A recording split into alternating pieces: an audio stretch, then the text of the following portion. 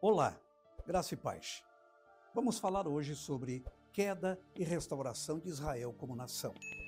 No Evangelho de João, capítulo 1, versículo 11, diz a Bíblia: Veio para o que era seu e os seus não receberam. Quando Jesus veio a este mundo, ele veio como Messias prometido à nação de Israel.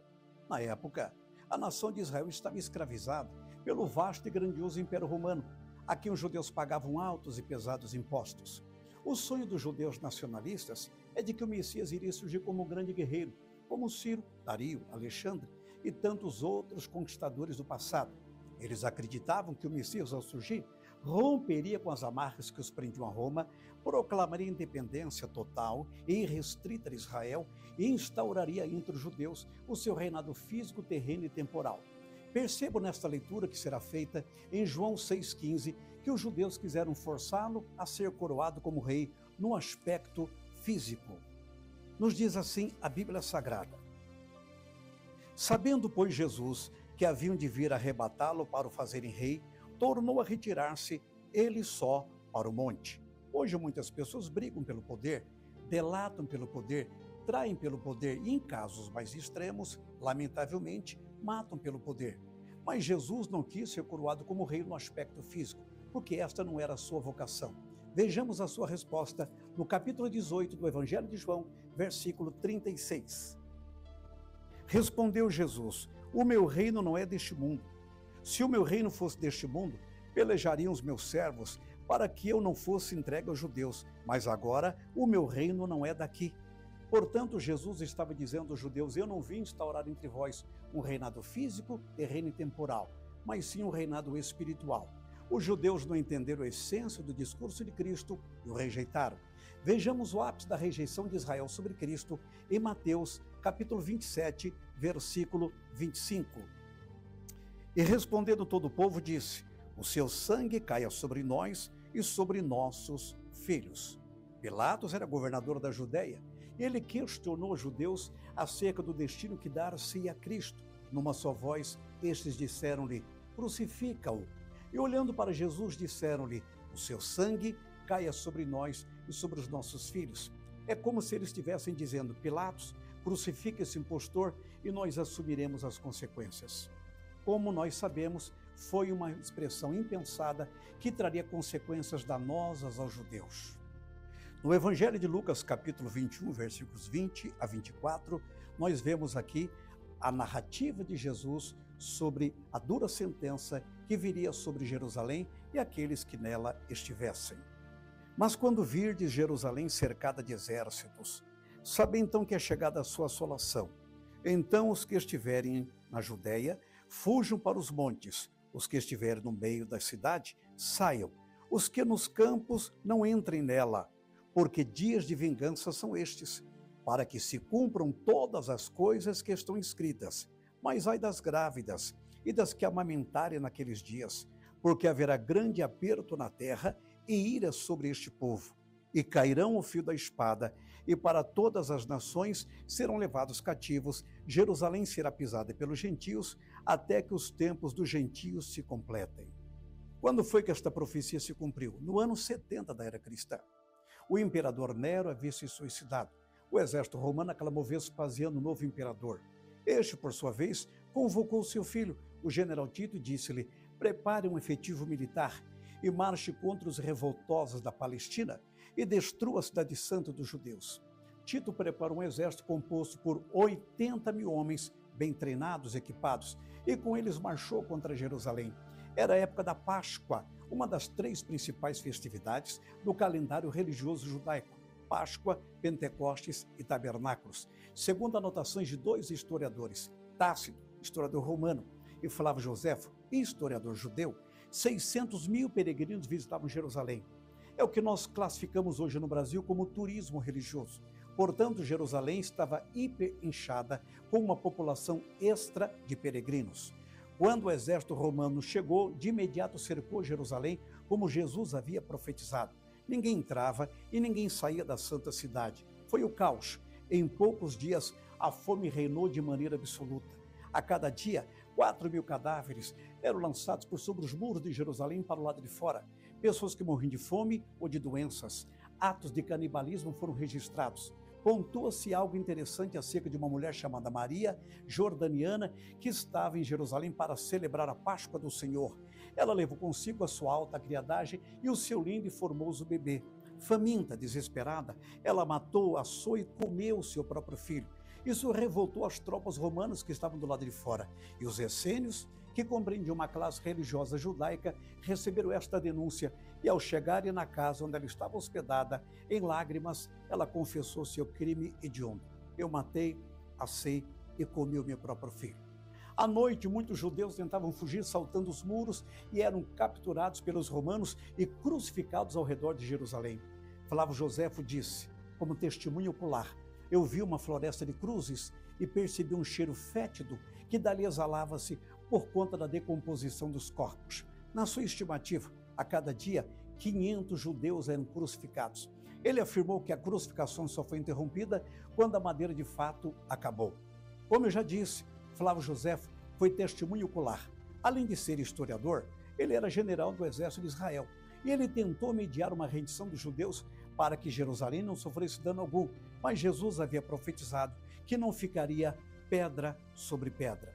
O cerco contra Jerusalém durou 143 dias, quase 5 meses. Tito deu um ultimato aos judeus. Como eles não atenderam, ele ordenou o ataque de suas tropas a Jerusalém.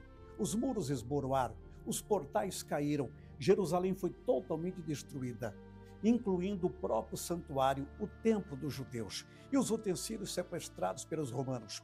A mortandade foi tão grande que em algumas ruas de Jerusalém, o sangue dos mortos era coletado pelos judeus com vasilhas que combatiam incêndios de casas que ardiam em chamas. Gritos, pavor, desespero, cabeças rolavam, braços desprendidos dos seus troncos originais e pernas também.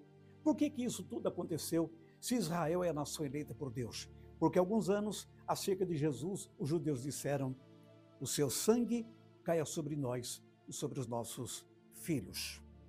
Morreram aí 1.100.000 judeus. A história fala-nos que 967 judeus fugiram para o sul de Israel, para o deserto da Judéia, e conquistaram a fortaleza de Massada ao lado do Mar Morto.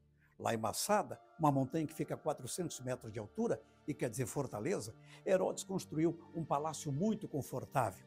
Portanto, os judeus mostraram resistência em Massada.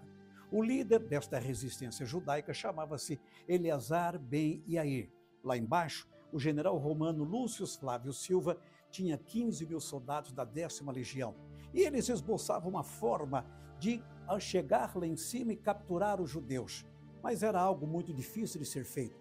Foi então que eles começaram a construir uma rampa no lado ocidental. Depois da conclusão da rampa, os romanos começaram a escalá-la para terem acesso ao lado superior e capturar os judeus. Mas os judeus jogavam pedras, água quente e outros itens, e os romanos recuavam. Foi então que o general Lúcio Flávio Silva se utilizou de um expediente que traria uma consequência desastrosa. Colocou escravos judeus para subirem a rampa. Os judeus não iam matar seus próprios irmãos.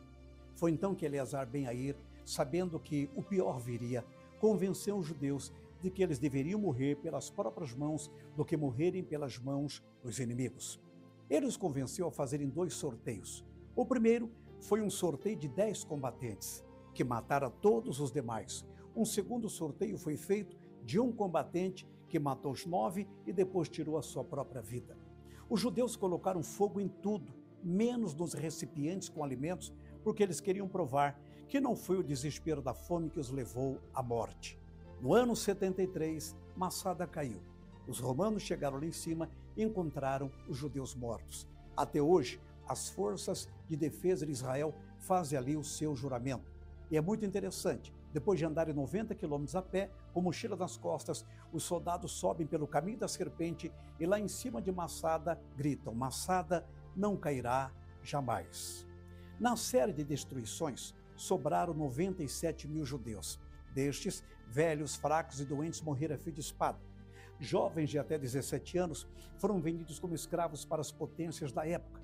E os mais robustos, os mais fortes, tiveram 2 destinos. Ou foram trabalhar em obras públicas do Império Romano, ou foram lutar nas arenas contra os gladiadores, cumprindo uma etapa do entretenimento do Império Romano. A partir daí, houve uma sucessão de nações gentias governando sobre a Terra Santa. O domínio romano estendeu-se até o ano 611, o domínio persa até o ano 637, o domínio islâmico até 1099, o domínio dos cruzados até 1187, o domínio dos muçulmanos até 1291, o domínio turco até 1917 e, por fim, o domínio britânico até 1947. O nosso Deus é o Deus da segunda oportunidade. Antes de morrer, Jesus profetizou que Israel voltaria a ser uma nação, como veremos em Mateus 24, versículos 32 a 34. Aprendei, pois, esta parábola da figueira. Quando já os seus ramos se tornam tenros e brotam folhas, sabeis que está próximo o verão. Igualmente, quando virdes todas estas coisas, sabei que ele está próximo às portas. Em verdade vos digo que não passará esta geração sem que todas essas coisas aconteçam. Esta parábola é atípica, porque ela é profética. A figueira representa, é óbvio, a nação de Israel. E o brotar da figueira fala-nos da restauração de Israel como nação. Quando foi que a figueira deu provas incontestáveis de que começara a brotar? Em 1896, quando surgiu um líder judeu chamado Theodor Herzl. Ele nasceu no dia 2 de maio de 1860 em Budapeste, capital da Hungria. Mudou-se para Viena, capital da Áustria, onde estudou direito, mas dedicou-se de fato ao jornalismo e literatura. Os judeus ficaram tão impactados com a sua liderança que o chamaram de Moisés moderno e ainda profeta do novo século. Em 1896, ele funda o movimento sionista, movimento nacionalista judaico que pedia a volta dos judeus a Sião e à condição de nação. Porém, sua grande façanha ficou marcada para os dias 29 a 31 de agosto de 1897, quando ele realizou o primeiro congresso sionista judaico em Basileia, na Suíça. Para este conclave, ele reuniu 197 líderes judeus de 17 países diferentes, e o congresso foi marcado pelas copiosas bênçãos dos céus. No dia 3 de setembro de 1897, ele abriu o seu diário e escreveu: se eu tiver que resumir numa só frase como foi o Congresso Sionista, eu diria: na Basileia, eu fundei o novo Estado de Israel. Se eu dissesse isso em voz alta, haveria uma zombaria universal, mas quem viver verá. Dentro de 5 ou quem sabe 50 anos, Israel voltará a ser uma nação. O que ele escreveu no seu diário transformou-se numa impactante profecia. Dentro de 5 ou quem sabe 50 anos, Israel voltará a ser uma nação. Ele não viu os seus sonhos se tornarem realidade. Ele morreu no dia 3 de julho de 1904, aos 44 anos de idade. Em 1949, seus restos mortais foram transportados de Viena para Israel e repousam no Monte Herzl, em Jerusalém. Mas Deus honrou sua fé. 50 anos depois de ter escrito esta profecia no seu diário, Deus levantou um brasileiro para ajudar Israel a voltar a ser uma nação. Oswaldo Euclides de Souza Aranha, natural de Alegrete, Rio Grande do Sul. Ele nasceu no dia 15 de novembro de 1894 e morreu no dia 27 de janeiro de 1960. Coube a este brasileiro ilustre o importante papel, o memorável papel de presidir a Assembleia Geral da ONU em Nova York no dia 29 de novembro de 1947. Não é uma data aleatória, compreendia os 50 anos da profecia escrita no diário de Theodor Herzl. A priori, este brasileiro não nutria muita simpatia pela causa judaica, mas depois de debater com rabinos, judeus e com pastores evangélicos, ele se inclinou peremptoriamente à causa judaica e afirmou: quando eu abrir a Assembleia Geral da ONU, a primeira coisa que eu hei de fazer é colocar a causa judaica em votação. E as nações vão decidir pelo voto se Israel voltará ou não a ser uma nação. Porém, como eu sou magistrado em destaque, eu tenho o poder do voto de Minerva. Se houver empate, eu já revelo a intenção do meu voto para desempatar a votação. Se for preciso, votarei a favor da restauração de Israel como nação. O curioso é que a Liga Árabe, que foi fundada no Cairo no dia 22 de março de 1945, que é um ajuntamento das 22 nações árabes que luta permanentemente contra Israel, pressionou nosso chanceler, mas ele não se acovardou. O presidente do Brasil, Eurico Gaspar Dutra, o convocou para uma reunião emergencial e disse-lhe: não vá tão longe, a causa judaica é uma causa perdida. E ele disse: excelência, eu tenho cumprido com aplicabilidade as minhas funções enquanto chanceler sobre a causa judaica. É algo particular entre Deus e eu. Portanto, eu vou até o fim. E assim ele fez. Chegou o memorável dia, 29 de novembro de 1947. Ele cumpre a sua palavra, coloca a causa judaica em votação e o resultado foi fantástico. 33 nações votaram a favor de Israel, 13 votaram contra, 10 abstiveram-se. Em Gênesis 12:3 está escrito: e abençoarei os que te abençoarem. Através de Oswaldo Aranha, o Brasil abençoou Israel. Hoje Deus está devolvendo a bênção para o povo brasileiro. Porém, a oficialização de Israel como nação ficou marcada para o dia 14 de maio de 1948, quando se cumpre um dos mais lindos textos bíblicos de Isaías 66, versículo 8, como veremos. Quem jamais ouviu tal coisa? Quem viu coisas semelhantes? Poder-se-ia nascer uma terra num só dia? Nasceria uma nação de uma só vez? Mas Sião esteve de parto e já deu à luz seus filhos. Neste dia, 14 de maio de 1948, Davi Ben-Gurion, primeiro-ministro indicado pelo exército de Israel, discursando no Museu de Tel Aviv para 400 sionistas, disse: aqui é o Estado de Israel. Por 2000 anos esperamos por esta hora e agora aconteceu. Quando o tempo se cumpre, nada pode resistir a Deus. A figueira brotou, Israel voltou a ser uma nação. Agora há uma promessa bíblica para os judeus em Amós 9,15. E plantá-los-ei na sua terra, e não serão mais arrancados da sua terra que lhes dei, diz o Senhor teu Deus. 8 horas após a ONU reconhecer a recriação do novo Estado de Israel, 6 nações árabes lançaram uma ofensiva contra os judeus. Foi a Guerra da Independência. Miraculosamente, mesmo sem ter um exército oficial e treinado e equipado, Israel venceu. Em 1956, houve a Guerra de Suez. Israel, de uma certa forma, venceu. Em 1967, entre 5 a 10 de junho, ocorreu a Guerra dos 6 Dias. No dia 7 de junho de 1967, a 55ª Brigada de Paraquedistas reconquistou a cidade velha de Jerusalém. Moshe Dayan, acompanhado do rabino Shlomo Goren, atravessou a porta de Santo Estevão e, quando chegou diante do Cótel, o Muro das Lamentações, entusiasmado, emocionado e quebrantado, disse: ó Deus, voltamos ao lugar mais sagrado de Israel para nunca mais sairmos daqui.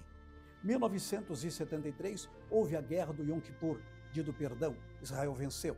1982, houve a Guerra do Líbano, Israel venceu.